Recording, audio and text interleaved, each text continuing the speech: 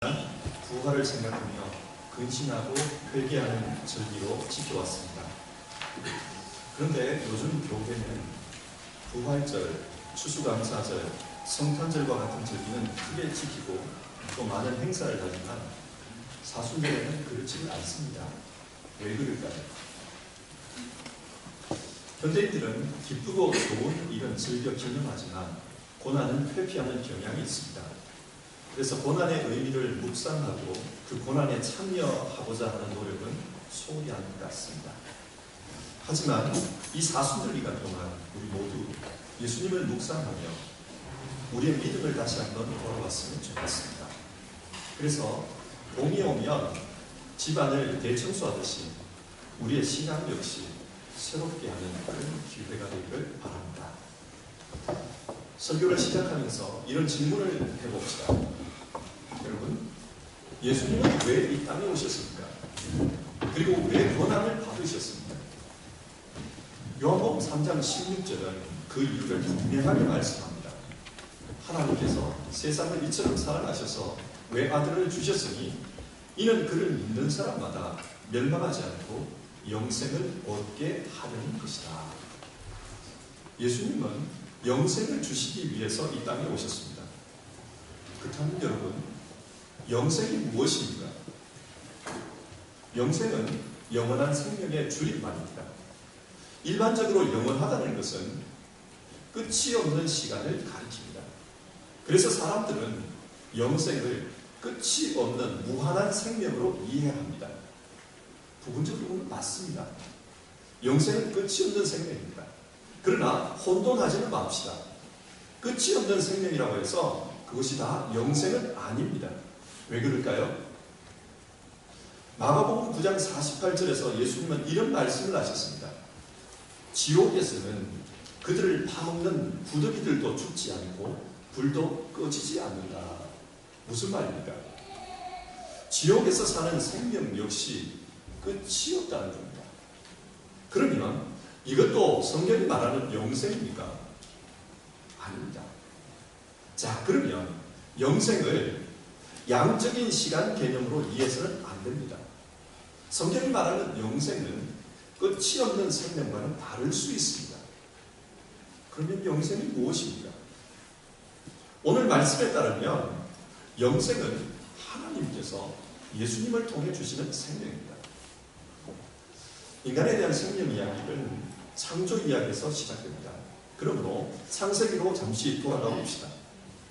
하나님은 흙으로 사람을 창조하셨습니다. 그리고 그 코에 호흡을 불어넣어서 살아있는 생명이 되게 하셨습니다. 성경이 이것을 통해서 말하고자 하는 것은 인간의 생명의 근원은 하나님이라는 사실입니다. 그런데 실제적으로 인간이 가지고 있는 생명을 살펴보면 그 특징이 유한성입니다. 인간의 생명은 흙에서 출발했기 때문에 그 자체로는 영원하지가 않습니다. 생각해 보십시오. 유한에서 나왔는데 어찌 그것이 무한할 수 있겠습니까? 그러나 하나님은 이 유한한 인간에게 영생을 주시기를 원하셨습니다. 그래서 길을 제시합니다. 그게 무엇입니까? 에덴 동산 중앙에는 선악을 알게 하는 나무와 생명나무가 있었다고 합니다. 하나님은 인간에게 선악을 알게 하는 나무를 가리키면서 그 나무의 열매는 절대로 먹지 말라. 그것을 먹는 날에는 네가 반드시 죽으리라. 그렇게 말씀하셨습니다. 그래서 사람은 이 나무를 볼 때마다 하나님의 말씀이 생각났을 것입니다. 아, 이 열매를 먹으면 나는 죽는다. 내 생명은 여기서 끝날 수 있다. 자신이 유한하다는 것을 그 나무를 볼 때마다 생각했을 것입니다. 하나님은 이 나무를 통해 인간이 한계가 있다는 것, 유한하다는 것을 가르쳐 주십니다. 그런데 하나님은 왜 인간에게 유한성을 깨닫게 하려고 하셨을까요? 스스로 유한하다는 것을 알면 하나님을 의지하며 살게 됩니다. 오늘도 우리는 우리 힘으로 어쩔 수 없는 일을 만날 때 하나님께 기도합니다. 그리고 하나님으로부터 오는 능력과 해결책을 기대합니다. 여기에서 생명나무의 역사가 나타납니다. 선악을 알게 하는 나무를 통해 자기 자신을 안 사람은 하나님을 믿음으로 하나님의 능력을 공급받습니다. 이것이 생명나무가 상징하는 바입니다. 결국 하나님이 선악을 알게 하는 나무와 생명나무를 통해서 말씀하고자 하는 것은 너 자신을 알라. 그리고 하나님을 신뢰하라. 그러면 생명의 근원이신 하나님으로부터는 영생을 얻을 것이다. 그것을 말씀한 겁니다.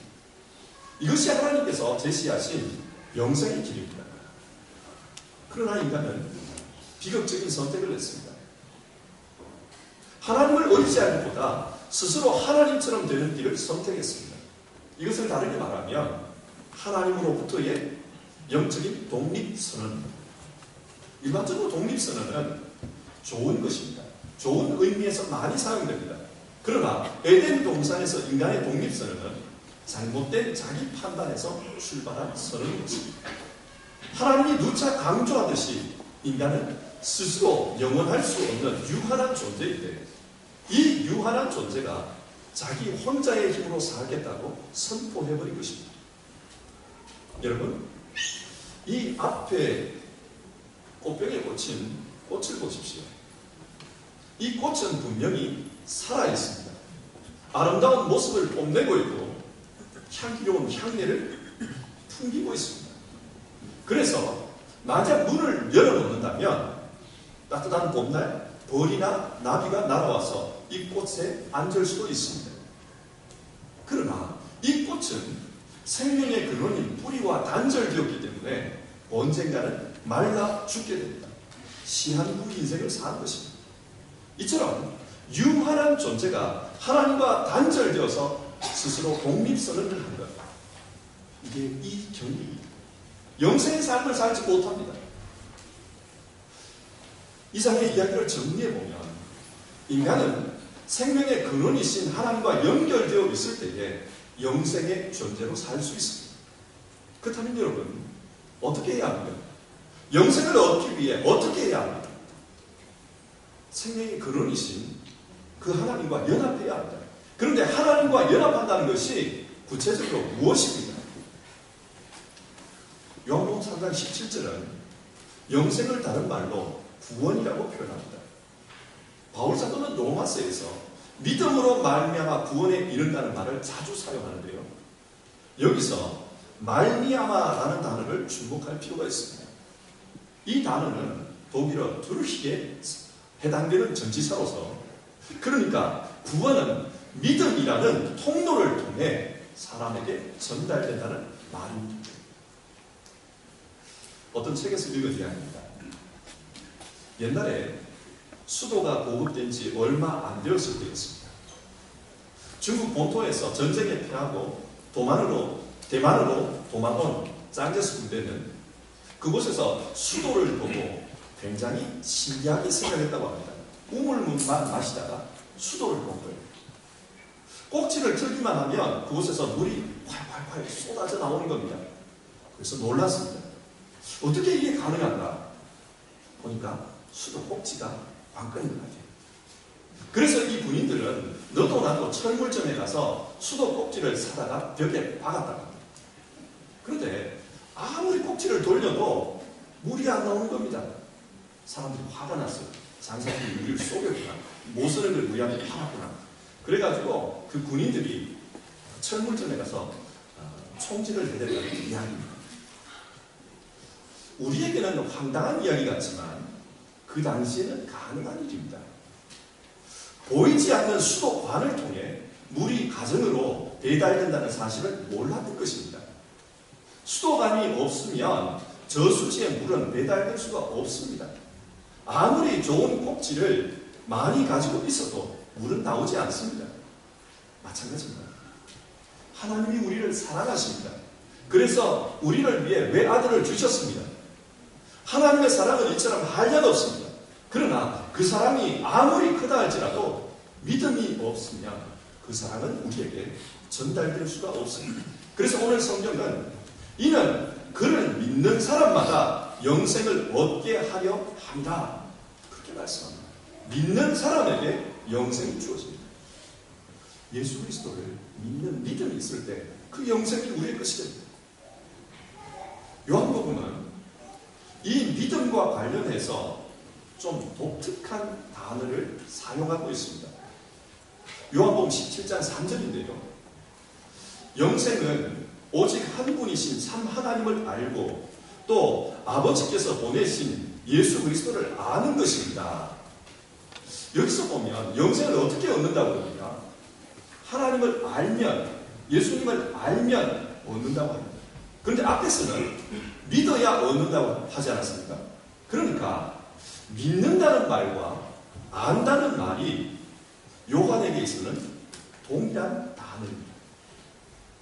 히브리인들에게 알다라는 말은 지식으로 아는 것이 아니라 관계를 통해서 아는 것입니다.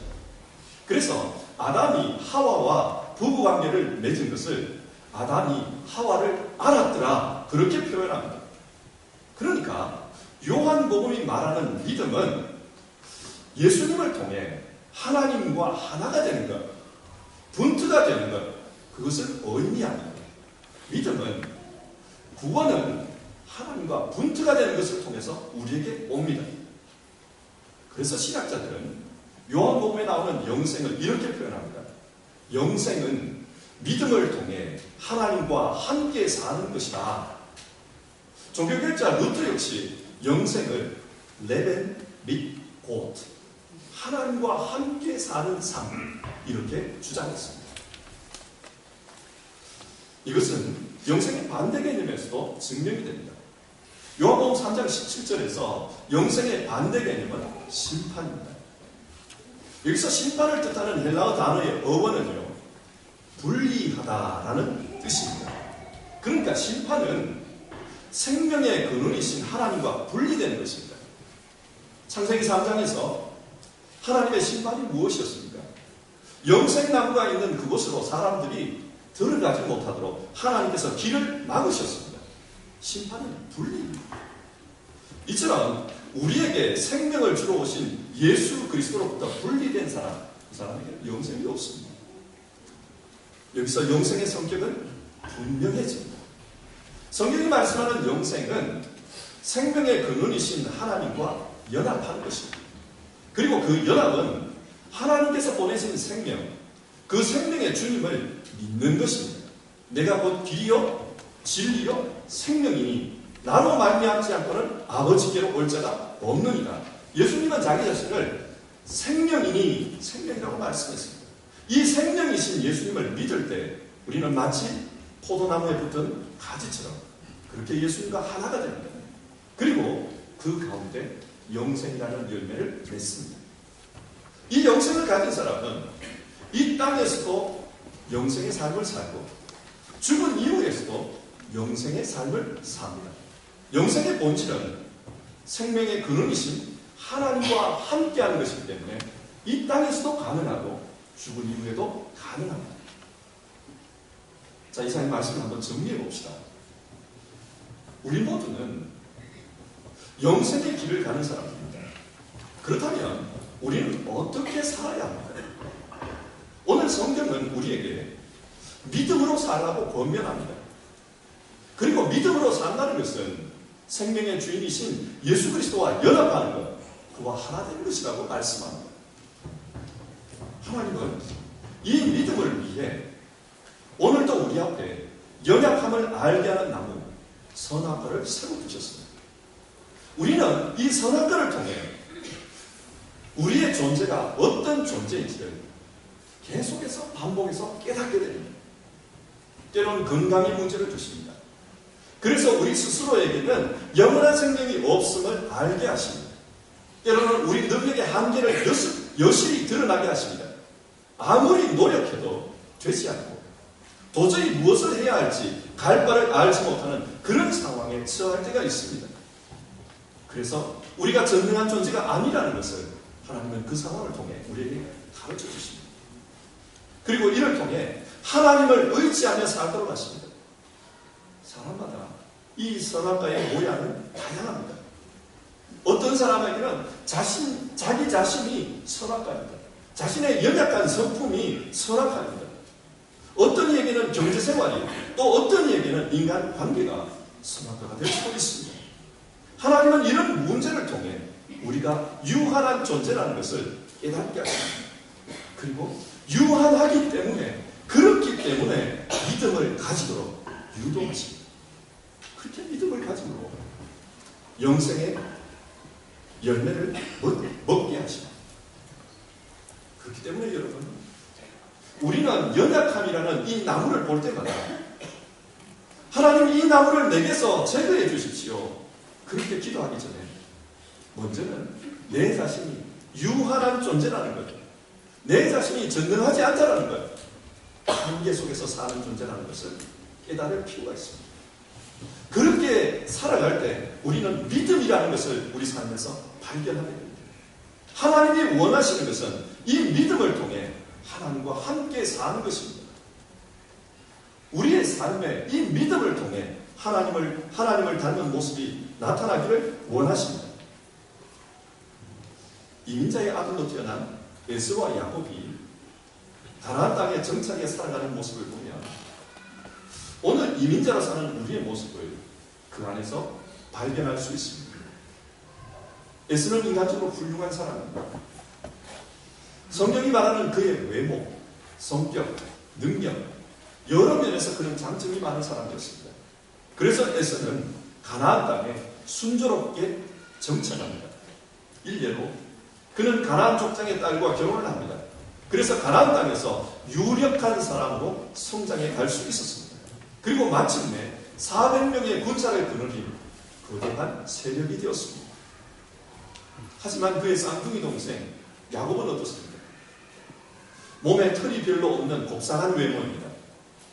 어머니 리브가 곁에서 팥죽을 끓이고 집안일을 돕습니다. 그의 성품이 어떠한지 드러납니다. 성경은 이런 묘사들을 통해 그는 나약한 사람이다, 그런 이미지를 우리에게 심어주고 있습니다. 그리고 실제 그는 나약하기 때문에 가나안 땅에서 쉽게 정착하지 못합니다. 일생을 떠돌면서 살아가는 순례자로 살았습니다. 그런데 이상한 것은 하나님께서 야곱을 택하셔서 이스라엘 민족을 세워가셨다는 사실입니다. 왜 에스가 아니고 야곱입니까? 왜 장점 많은 그 사람이 아니라 단점 많은 야곱이었습니다. 물론 하나님의 주권적인 선택이 있었을 것입니다. 그러나 하나님과의 관계라는 관점에서 이 두 사람을 한번 비교해 봤으면 합니다. 야곱은 타고난 컴플렉스가 있습니다. 그는 희흥의 발꿈치를 잡고 나왔습니다. 아무리 노력해도 장자의 축복을 받는 것은 현실적으로 불가능합니다. 반대로 에서는 태어날 때부터 장자의 특권을 가졌습니다. 가만히 있어도 그는 장자의 축복을 받습니다. 그러다 보니 에서에게 장자의 축복은 아무것도 아닙니다. 배고플 때 팥죽 한 그릇과 바꾸어 버릴 정도의 그런 가치였습니다. 이것이 자기 한계를 아는 사람과 모르는 사람의 차이점. 비록 야곱은 성격에서, 그의 삶에서, 인격에서 많은 문제가 있었지만 그러나 하나님께는 그게 문제가 아니었습니다. 왜냐하면 바꾸어 가면 되기 때문입니다. 하나님께 중요했던 것은 정말 하나님을 의지하느냐, 의지하지 않느냐, 그 성향이었습니다. 야곱은 문제가 있을 때마다 베델로 올라갔습니다. 자신의 문제를 가지고 밤새 실험하며 하나님 앞에 기도했습니다. 하나님에게는 이것이 중요했습니다. 왜냐하면 이것이 믿음이기 때문입니다. 믿음은 자신의 한계를 알고 하나님께 매달리는 것입니다. 그리고 이런 매달림을 통해서 하나님과의 연합이 일어납니다. 그리고 모든 선한 것의 근원이신 하나님께서 연합하셔서 그 삶이 되어주십니다. 영생은 믿음이 중요합니다. 예수님은 우리에게 영생을 주시기 위해 이 땅에 오셨습니다. 그리고 그 영생은 믿음을 통해 우리에게 주어집니다.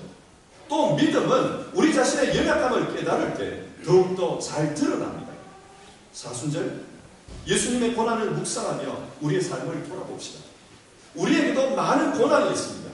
그런데 이 고난이 우리를 더욱더 믿음으로 인도한다는 것 역시 기억합시다. 어떤 책에서 읽은 이야기입니다.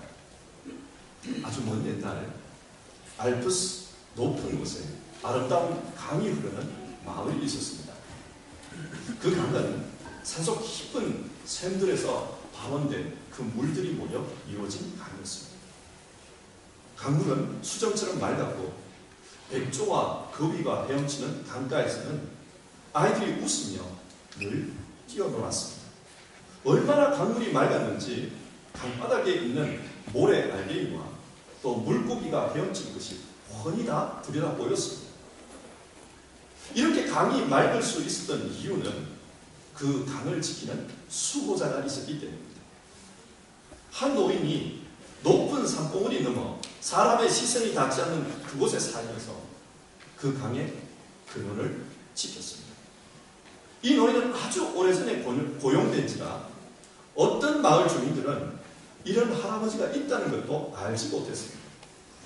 노인은 산속을 다니면서 그 샘물을 관리했습니다. 물을 더럽히는 나뭇가지와 낙엽 그리고 잔해들을 치웠습니다. 오물이 들어가지 않도록 늘 조치를 했습니다. 하지만 그가 하는 일은 사람들의 눈에 띄지 않는 일이었습니다. 어느 해 이 마을에 어려움이 생겼습니다. 그래서 마을 사람들은 모여 마을 재정을 어떻게 운영할 것인가 예산 심의를 했습니다. 노인을 감독하는 사람이 아무도 없었기 때문에 이 노인에 대한 것은 그대로 잊혀져 있었습니다. 어려운 살림에 마을 도로도 보수해야 하고 마을에 필요한 시설들도 만들어야 되고 사람들을 위한 복지도 확대해야 되고 그러다 보니 더 이상 눈에 띄지 않는 그 노인을 위해서 사례비를 지출하는 것은 의미가 없다. 사람들은 그렇게 판단했습니다. 그래서 그 노인을 해임했습니다. 그러자 산속에 있는 샘들이 방치되었습니다. 나뭇가지와 유해물이 샘으로 흘러들어오기 시작했습니다. 진흙과 점토가 강바닥에 쌓이기 시작했습니다. 농장 폐수가 강물로 흘러들어왔습니다. 한동안 마을 사람들은 이 사실을 몰랐습니다. 하지만 얼마 후 강물이 까맣게 변한 것을 보았습니다. 백조는 떠나버렸고 상쾌했던 물의 향기도 사라졌습니다.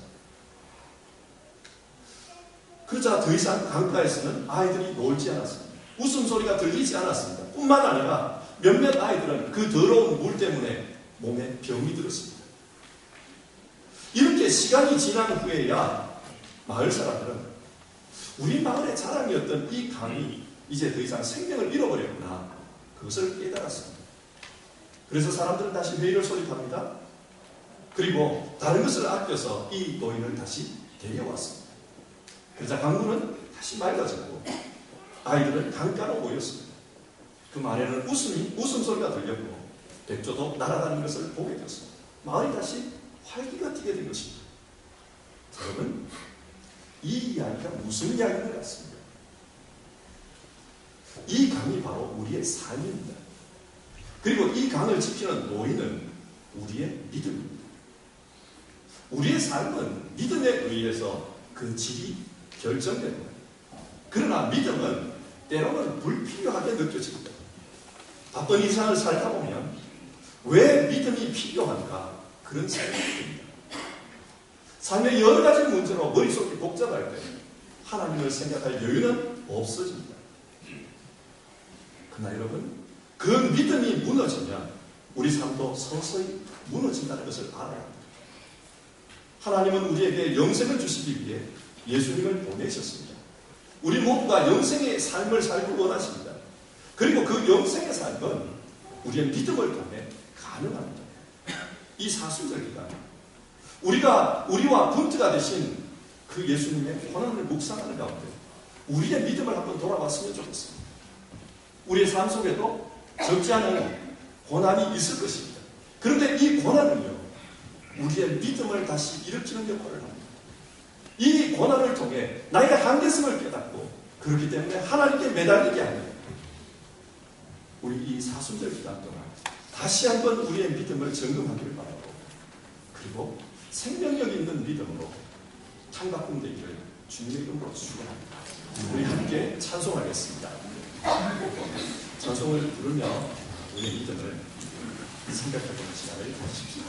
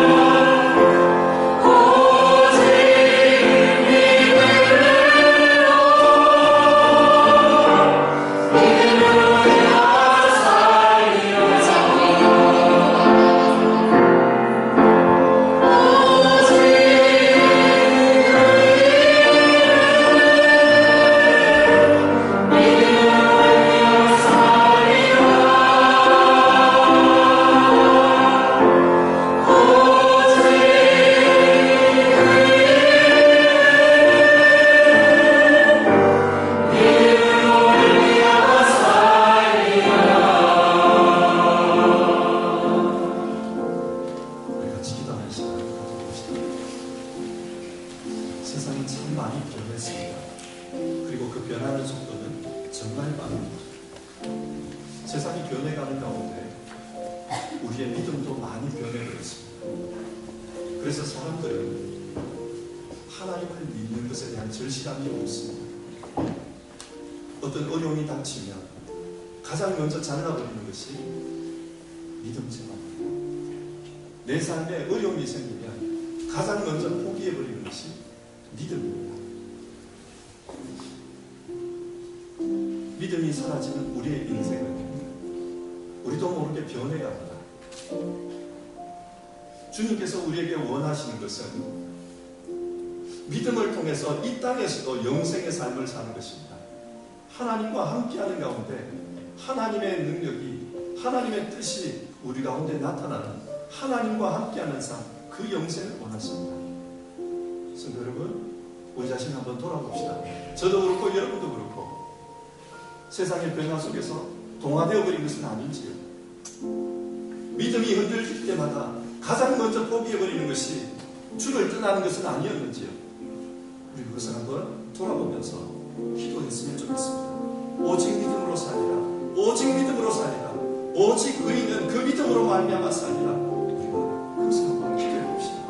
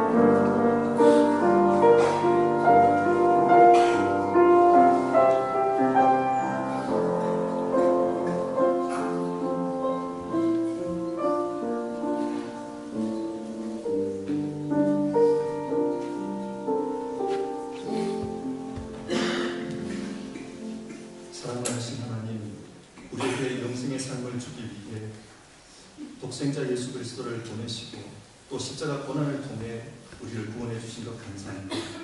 예수님이 우리에게 영생을 주신 이유는 죽은 다음에만 영생의 삶을 사는 것이 아니라 살아있는 이곳에서도 영생의 삶을 살도록 하기 위함임을 깨닫습니다. 하나님과 함께하는 삶, 하나님의 생명에 참여하는 삶, 하나님과 분투가 되어가는 삶을 살기 원하셨습니다. 그런데 주님, 세상이 흔들리면 우리도 흔들립니다. 시간이 없으면 교회 생활부터 포기합니다. 물질이 어려워지면 교회 생활부터 멀리합니다. 하나님, 삶이 바빠지면 가장 먼저 교회 가지 않는 것, 그것부터 하는 것을 봅니다. 세상은 흔들리고 사람들은 점점 믿음에서 멀어지며 우리 역시도 삶의 고난 가운데 믿음이 흔들리는 것을 경험합니다. 주여, 이럴수록 우리의 연약함을 깨달을수록 더욱 하나님을 의지하게 하옵소서. 우리의 믿음이 하나님과 하나 되어서 정말 예수님을 닮은 그런 삶에 되게 하여 주시옵소서. 어려움 가운데 오직 믿음으로 사는 우리 성도님들 다 되게 하옵소서. 예수님의 이름으로 기도드립니다. 아멘.